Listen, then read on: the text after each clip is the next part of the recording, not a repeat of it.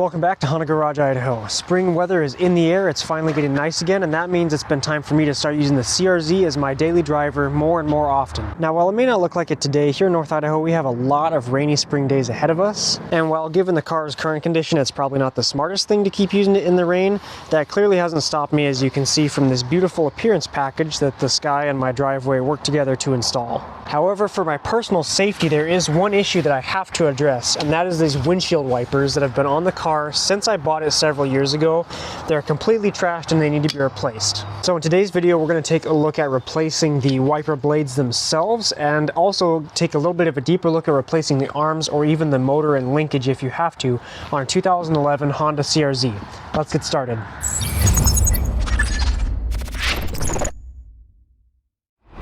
So we're going to start off just by removing the original wipers off the arms here. We've got a 26-inch wiper blade on the driver's side of the vehicle and then a 21-inch on the passenger side. And these are just held onto the arm with kind of a standard J-hook configuration that we can easily remove and slide off backward. I've got my new blades here. Now the process for removing both wipers from their arms is the same, so we're going to show this on the passenger side.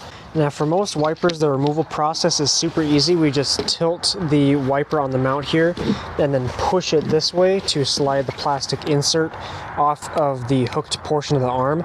Occasionally there'll be tabs or something that you need to lift with a finger or a tool to unlock it, but most of the time you can get them out just with some force.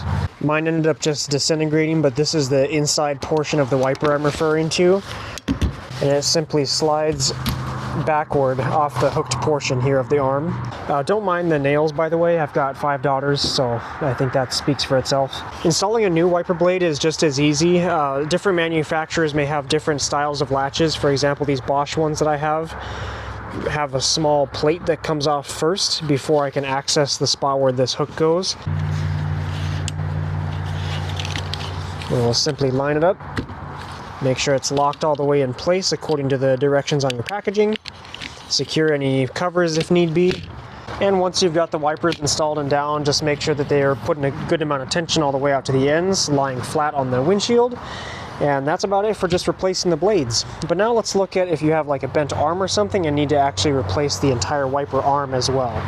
Thankfully, replacing the arms is only marginally more difficult. Underneath the rubber cap here, we just have a single nut holding the wiper arm on.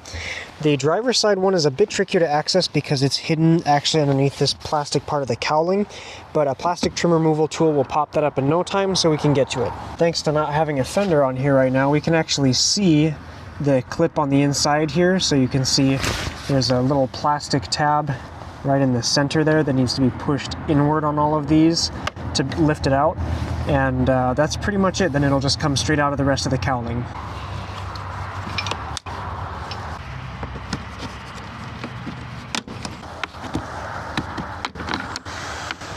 So there's the tab on the driver's side and toward the center of the vehicle. Those do take a little bit of force to pop out, but they should just come out vertically, and then you can remove this piece. With that out of the way, underneath these caps is a 14mm nut for both arms.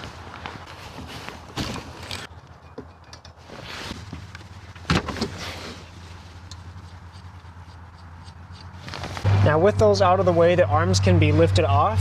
It's helpful to lift up the other side and put a little downward pressure on the arm and break it loose off of that stud.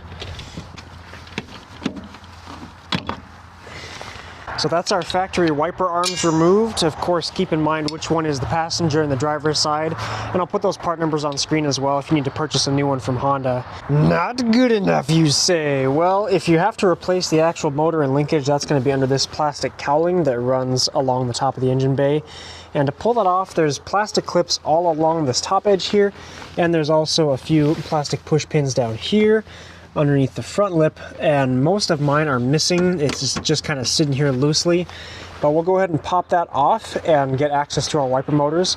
Do keep in mind here that our sprayers for the washer fluid are built in here, so there is a hose that comes up and is connected. When you're popping this off, make sure not to pull it too far or damage this hose at all. We'll try and take it off carefully and then disconnect it, or we can just leave this to the side while we remove the motor.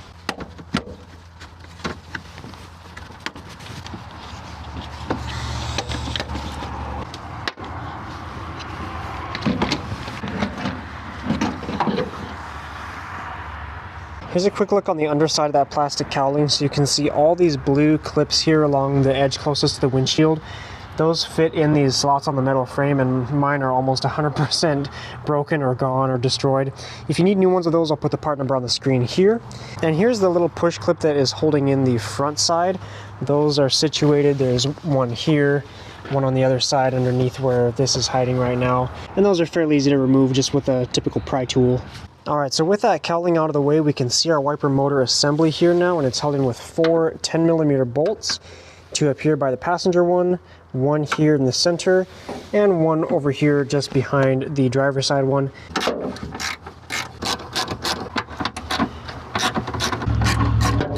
With those 4 bolts removed, our wiper motor assembly is loose. But before we can remove it, we still have to unplug the electronics harness back here. This is a 5-pin connector, and the release latch is actually on the bottom side down toward the engine bay.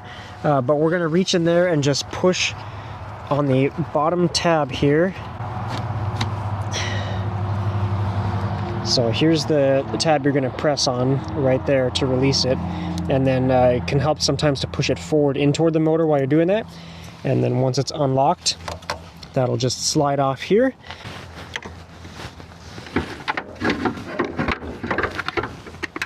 With the motor assembly removed, this plastic cover can just be pulled off. It just kind of sits on there with a couple little plastic clips holding it on by tension.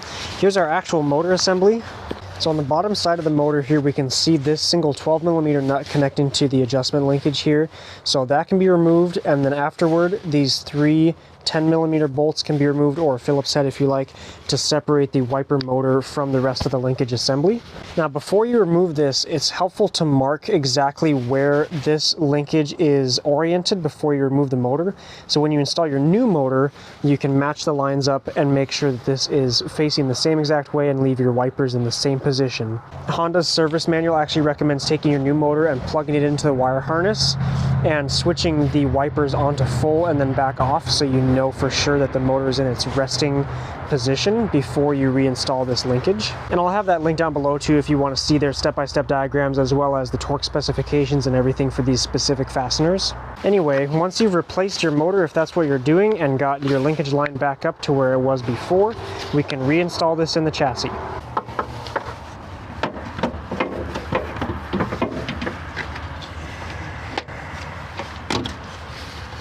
We'll make sure to line up our assembly and put these fasteners in by a few turns before tightening any of them down to make sure everything is aligned correctly.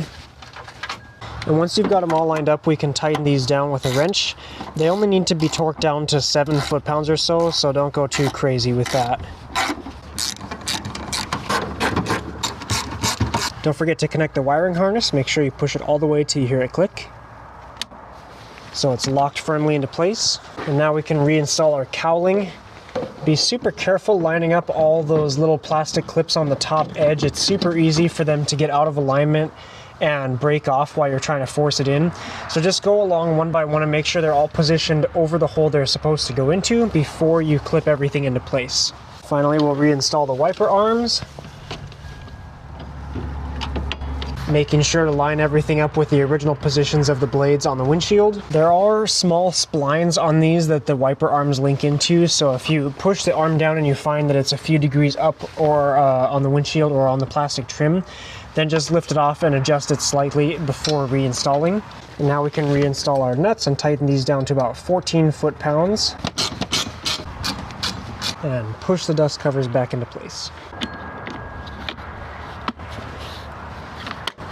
And that's about all there is to it. As you can see, pretty straightforward process, minimal tools required.